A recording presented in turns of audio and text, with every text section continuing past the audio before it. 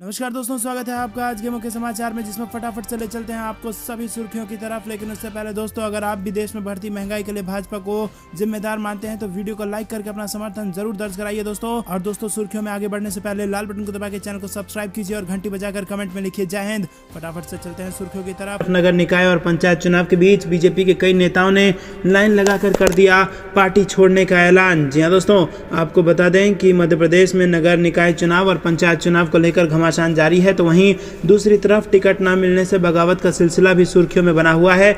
ताजा मामला शहडोल का है, जहां टिकट न मिलने से नाराज बीजेपी के वरिष्ठ नेता सुरेश चतुर्वेदी और पूर्व नगर पालिका अध्यक्ष हंसराज तंवर, पूर्वी बीजेपी मंडल अध्यक्ष लवकुश तिवारी और पूर्व बीजेपी पार्षद दीपक राय समेत कई बीजेपी नेताओं ने इस्तीफे की पेशकश कर दी। बीजेपी से बागी नेता सुरेश चतुर्वेदी ने बताया कि वो 1980 से बीजेपी के कार्यकर्ता हैं और ऐसे ही कई ऐसे लोग हैं जो बीजेपी के पुराने कार्यकर्ता हैं, लेकिन अपने अपने स्तर से कोई अपने लिए कोई बहू के लिए टिकट मांग रहा था। उन्होंने कहा कि हद तो तब हो गई, जो लोग अपेक्षित नहीं थे उनको टिकट मिल गई। दोस्तों, रुक करते हैं अगली बड़ी खबर की तरफ। केंद्र की डफली पर नाच रहे बागी विधायक। महाराष्ट्र में सियासी संकट के बीच सामना से बीजेपी पर बड़ा हमला। जी हां दोस्तों, आपको बता दें कि महाराष्ट्र में सियासी तूफान ने राजनीति के गलियारों में हलचल पैदा कर दी है और आरोप प्रत्यारोप का दौर जारी है। जब से इस खेल में बीजेपी की एंट्री हुई है, तब से उद्धव वाली शिवसेना बौखला गई है। एक बार फिर शिवसेना ने अपने मुखपत्र सामना के जरिए बौखलाहट जाहिर की है और सामना में शिवसेना ने बीजेपी पर हॉर्स ट्रेडिंग का आरोप लगाया है। कहा कि विधायकों को खरीदा गया है और यही नहीं, बागी विधायकों को रुपयों में बिकने वाले बैल तक उन्होंने कह दिया। सामना में शिवसेना ने कहा कि वडोदरा में बीजेपी नेता देवेंद्र फडणवीस और बागी नेता एकनाथ शिंदे की एक गुप्त मीटिंग हुई, जिसमें गृह मंत्री अमित शाह भी शामिल थे और इस मीटिंग के तुरंत बाद ही बागी विधायकों को केंद्र सरकार ने Y+ की सुरक्षा प्रदान कर दी।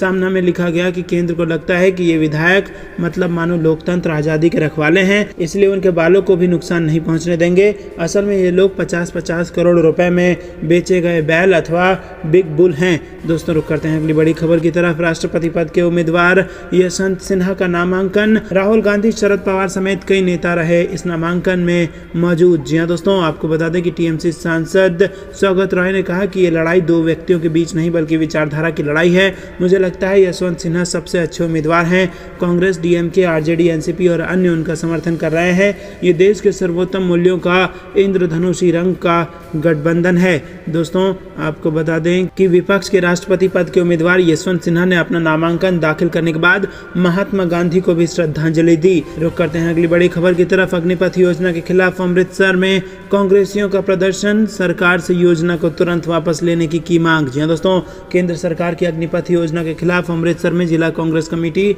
शहरी की ओर से स्थानीय हॉल गेट के बाहर रोष प्रदर्शन किया गया। इस प्रदर्शन के दौरान कांग्रेसी वर्करों ने केंद्र सरकार के खिलाफ नारेबाजी की। प्रदर्शनकारी मांग रहे थे कि अग्निपथ योजना को केंद्र सरकार तुरंत वापस ले। प्रदर्शन की अगुवाई जिला कांग्रेस कमेटी शहरी के अध्यक्ष अश्विनी पप्पू ने की और प्रदर्शन में कांग्रेस पार्टी के अलग अलग विंगों के कार्यकर्ताओं के साथ साथ पूर्व डिप्टी सीएम ओम प्रकाश सोनी, अमृतसर से सांसद गुरजीत औजला और अलग अलग फ्रंट संगठनों के नेता और पूर्व व मौजूदा पार्षद भी शामिल हुए। ओम प्रकाश सोनी और गुरजीत सिंह औजला ने कहा कि भारत सरकार अग्निपथ योजना को लागू करके युवाओं के भविष्य के साथ खिलवाड़ कर रही है। दोस्तों, रुक करते हैं अगली बड़ी खबर की तरफ। संजय राउत को ईडी का समन। जमीन घोटाले में पूछताछ के लिए मुंबई दफ्तर बुलाया। जी हां दोस्तों, महाराष्ट्र में जारी सियासी संकट के बीच शिवसेना के सीनियर नेता संजय राउत को ईडी ने समन जारी किया है और उन्हें 28 जून को मुंबई स्थित ईडी दफ्तर में पूछताछ के लिए बुलाया गया है। राउत को पत्राचौल जमीन घोटाले के केस में समन भेजा गया है। संजय राउत को समन भेजे जाने पर शिवसेना ने सवाल उठाया है और पार्टी की प्रवक्ता प्रियंका चतुर्वेदी ने कहा कि एजेंसी ने भाजपा के प्रति अपनी परम भक्ति का उदाहरण पेश किया है और इसी के तहत उन्हें समन जारी किया गया है। यही नहीं, टीएमसी का भी रिएक्शन आया है और पार्टी का कहना है कि महाराष्ट्र की सरकार को गिराने के लिए संजय राउत को ईडी ने नोटिस दिया है। दोस्तों, रुक करते हैं अगली बड़ी खबर की तरफ। कांग्रेस नेताओं ने अग्निवीर योजना को युवाओं के साथ बताया धोखा। जी हां दोस्तों, सेना में भर्ती के लिए केंद्र सरकार की ओर से शुरू की गई अग्निवीर योजना के विरोध में रोलपा जहां शहर में महारैली आयोजित करने जा रही है, वहीं कांग्रेस कार्यकर्ता धरना देकर इस योजना का विरोध कर रहे हैं और नई सड़क चौराहे के समीप स्थित राजीव गांधी की प्रतिमा के पास दिए जा रहे धरने में कांग्रेस के पदाधिकारी व कार्यकर्ता पहुंच रहे हैं। कांग्रेस ने अग्निवीर योजना का शुरू से ही विरोध किया है और अब कांग्रेस ने इस योजना को वापस लेने की मांग करते हुए धरना देना शुरू किया। नई सड़क चौराहे पर शहर जिला कांग्रेस कमेटी की ओर से दिए जा रहे धरने पर विधायक मनीषा पवार और इसी के साथ कई सारे नेता मौजूद रहे। दोस्तों रुक करते हैं अगली बड़ी खबर की तरफ। वोटर्स को नहीं लुभा पाई बीजेपी, आदिवासी सीटों पर घट रहा प्रभाव, जेपी नड्डा की अपील भी नहीं आई काम। जी हाँ दोस्तों, भाजपा ने मांडर उपचुनाव को लेकर पूरा दमखम लगाया था। चुनाव की घोषणा के ठीक बाद बिरसा मुंडा आदिवासी सम्मान महारैली के जरिए आदिवासी वोटरों को रिझाने की कोशिश की गई। भाजपा के राष्ट्रीय अध्यक्ष जेपी नड्डा समेत प्रदेश भाजपा के तमाम नेताओं ने आदिवासी वर्ग की उपेक्षा का आरोप सरकार पर लगाया। मंच से भाजपा के राष्ट्रीय अध्यक्ष जेपी नड्डा ने कहा था कि अगली दफा कहीं वोट हो तो महागठबंधन के खिलाफ वोट करें, लेकिन राष्ट्रीय अध्यक्ष की यह अपील मांडर उपचुनाव में काम नहीं आई। मांडर उपचुनाव में भाजपा ने तीनों पूर्व मुख्यमंत्रियों बाबूलाल मरांडी, अर्जुन मुंडा व रघुवर दास को चुनाव प्रचार में उतारा था। प्रदेश अध्यक्ष दीपक प्रकाश भी रोजाना मांडर में जनसभा करते रहे। भाजपा का प्रभाव आदिवासी आरक्षित सीटों पर घटा है। साल 2019 के विधानसभा चुनाव में भाजपा महज 2 आदिवासी आरक्षित सीट खूंटी और तोरपा ही जीत पाई थी। वहीं दोस्तों रुक करते हैं अगली बड़ी खबर की तरफ।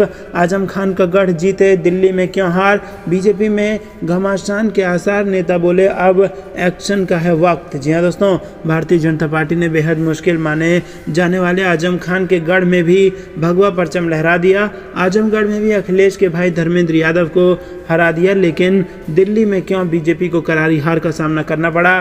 कुछ इसी तरह के सवाल दिल्ली में बीजेपी के समर्थकों और पार्टी के कई नेता पूछ रहे हैं। राजेंद्र नगर सीट पर उपचुनाव में हार के बाद दिल्ली भाजपा में घमासान के आसार बढ़ गए हैं और कई नेताओं ने दबी जुबान में तो कुछ ने खुलकर प्रदेश नेतृत्व पर सवाल उठाने शुरू कर दिए। राजेंद्र नगर में पार्टी हार के बाद रविवार को दिल्ली बीजेपी अध्यक्ष आदेश गुप्ता ने उम्मीदवार राजेश भाटिया को स्नेह और आशीर्वाद के लिए जनता का आभार जताया। उन्होंने कहा कि हार जीत लोकतंत्र का अभिन्न अंग है। भाजपा इस जनादेश का सम्मान करती है और हमारे कार्यकर्ता इस चुनाव की भांति आगे भी और अधिक बल के साथ रण क्षेत्र में उतरेंगे। दोस्तों रुक करते हैं अगली बड़ी खबर की तरफ। अग्निपथ वापस लो, बिहार विधानसभा में गूंजा ये नारा, मानसून सत्र के दूसरे दिन जमकर हुआ हंगामा। जी हाँ दोस्तों, बिहार विधानसभा के मानसून सत्र में अग्निपथ योजना के विरोध में जमकर हंगामा हुआ और सत्र के दूसरे दिन सोमवार को विधानसभा अध्यक्ष विजय कुमार सिन्हा ने जैसे ही आरजेडी के अवध बिहारी चौधरी को बोलने के लिए मौका दिया, विपक्षी दल के सदस्य सेना भर्ती की नई योजना के विरोध में नारेबाजी करने लगे। अध्यक्ष लगातार विपक्ष के सदस्यों को बारी बारी से अपनी बात रखने का आग्रह करते रहे, लेकिन इसका कोई फायदा नहीं दिखा। हालांकि व्यवधान के बीच विधानसभा की कार्रवाई चलती रही और इससे पहले सदन से बाहर विधानसभा के परिसर में भी विधायकों और विधान पार्षदों ने विरोध जाहिर किया। दोस्तों रुक करते हैं अगली बड़ी खबर की तरफ। द्रौपदी मुर्मू के गांव में बिजली नहीं होने पर चिदम्बरम ने केंद्र की नीतियों पर उठाई सवाल। जी हाँ दोस्तों, दरअसल दोस्तों हाल ही में एनडीए गठबंधन ने आदिवासी नेता द्रौपदी मुर्मू का नाम राष्ट्रपति पद के उम्मीदवार के रूप में घोषित किया, जिसके बाद एक रिपोर्ट में ये बात सामने आई कि मुर्मू के पैतृक गाँव में बिजली नहीं है और उनके रिश्तेदार केरोसिन के तेल से दीपक जलाकर रहते हैं। इस रिपोर्ट को लेकर अब कांग्रेस नेता पी चिदम्बरम ने मोदी सरकार पर निशाना साधा है।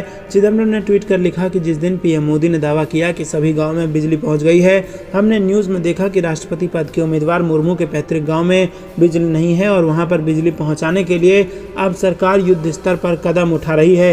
यह अकेला गाँव नहीं है जहाँ पर बिजली नहीं है। ये स्वीकार करने में कोई शर्म की बात नहीं है कि भारत के कई दूर दराज के इलाके और गाँव तक बिजली पहुँचना अभी बाकी है।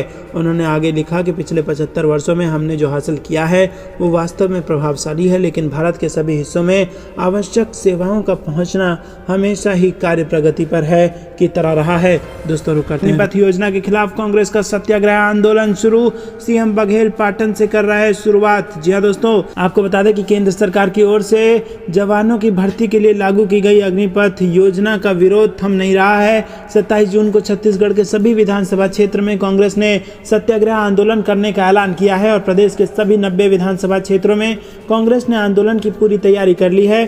सुबह 10 बजे से अग्निपथ योजना के खिलाफ शुरू होने वाले सत्याग्रह आंदोलन का समापन 1 बजे होगा। अग्निपथ योजना के खिलाफ सत्याग्रह आंदोलन की शुरुआत मुख्यमंत्री भूपेश बघेल अपने विधानसभा क्षेत्र पाटन से करेंगे। हालांकि अभी मुख्यमंत्री बघेल के आने की आधिकारिक पुष्टि नहीं हुई है, लेकिन सूत्रों के हवाले से खबर है कि 27 तारीख को दुर्ग के पाटन विधानसभा क्षेत्र में भूपेश बघेल मौजूद रहेंगे और सुबह 10 बजे केंद्र सरकार की अग्निपथ योजना के खिलाफ सत्याग्रह आंदोलन को हरी झंडी दिखाएंगे। और इसके अलावा मुख्यमंत्री भूपेश बघेल सिकोला में हाईटेक नर्सरी का लोकार्पण करेंगे। मुख्यमंत्री भूपेश बघेल के 1 दिवसीय दुर्ग दौरे से पहले कलेक्टर डॉक्टर सर्वेश्वर नरेंद्र भूरे ने व्यवस्थाओं का जायजा लिया और अधिकारियों को दिशा निर्देश दिए। दोस्तों, रुक करते हैं अगली बड़ी खबर की तरफ। देश के प्रधानमंत्री हर बार घोषणा करके